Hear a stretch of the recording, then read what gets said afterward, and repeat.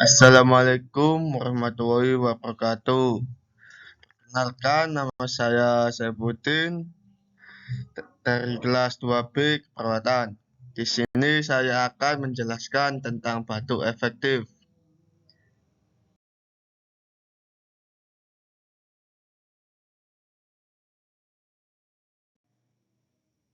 Definisi batuk. Batuk merupakan pengeluaran udara melalui paru-paru secara tiba-tiba dan dapat didengar.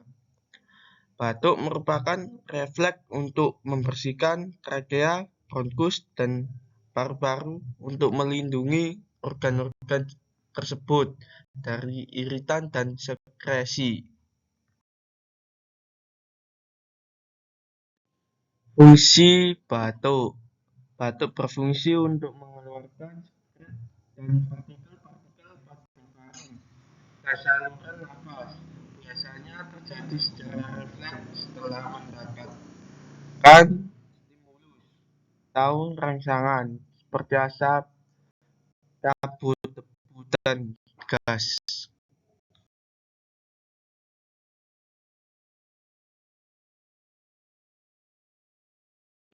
Keefektifan batuk. Keefektifan batuk klien dievaluasi dengan melihat apakah ada sputum cair, ekspertosi sputum, laporan klien tentang sputum yang ditelan, atau terdengarnya suara nafas tambahan setelah diauskultasi. Klien yang mengalami penyakit pulmonal kronik, infeksi saluran nafas atas dan saluran nafas bawah harus didorong.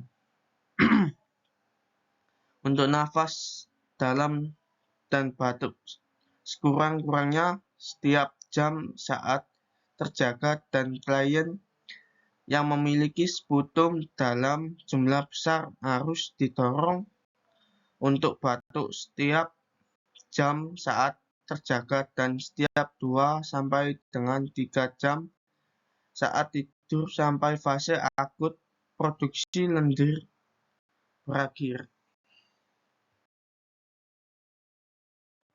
Tujuan batuk. Tujuan 1. Meningkatkan ekspansi paru. 2. Mobilisasi ekresi. 3. Mencegah efek samping dari retensi sekresi seperti pneumonia. Dan keempat, mempertahankan kepatenan jalan nafas.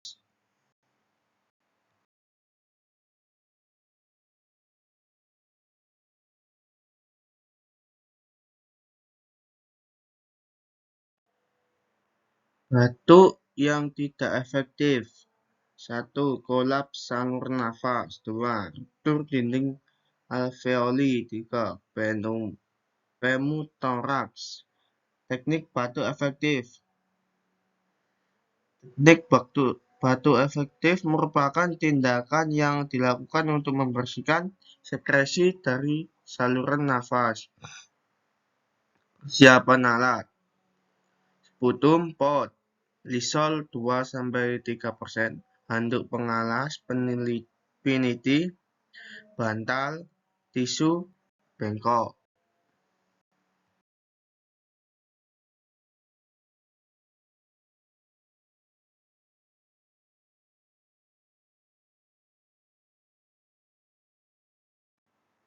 Prosedur pelaksanaan: sebelum memulai prosedur ini, beritahu dan anjurkan kepada klien untuk meminum air hangat dengan rasionalisasi untuk mengencerkan dahak.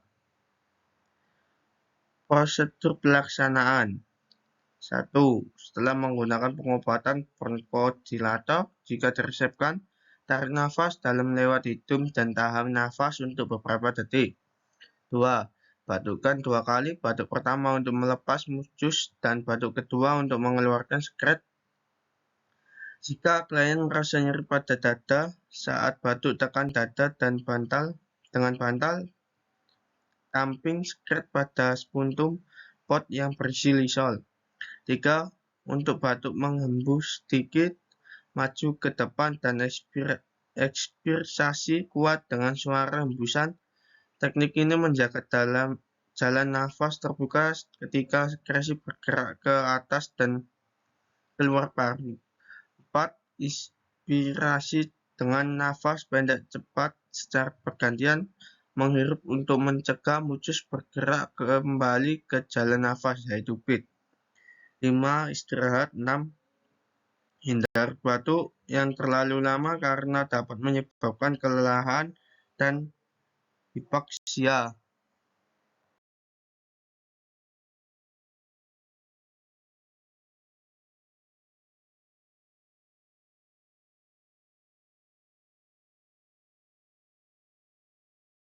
Terima kasih. Assalamualaikum warahmatullahi wabarakatuh.